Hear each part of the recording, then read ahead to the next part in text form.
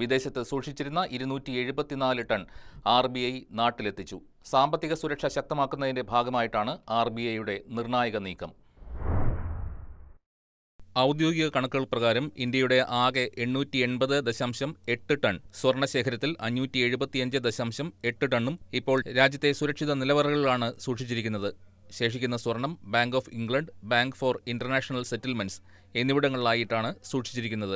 രാജ്യത്തിന്റെ സാമ്പത്തിക സുരക്ഷിതത്വം കൂടുതൽ ശക്തമാക്കുന്നതിന്റെ ഭാഗമായിട്ടാണ് Reserve Bank of India England ബാങ്കിൽ സൂക്ഷിച്ചിരുന്ന സ്വർണ്ണശേഖരത്തിന്റെ വലിയൊരു ഭാഗം തിരികെ ഇന്ത്യയിൽ എത്തിച്ചിരിക്കുന്നത്. 2023 മാർച്ച് മുതൽ ഇതുവരെ ഏകദേശം 274 ടൺ സ്വർണമാണ് രാജ്യത്തേക്ക് കൊണ്ടുവന്നത്.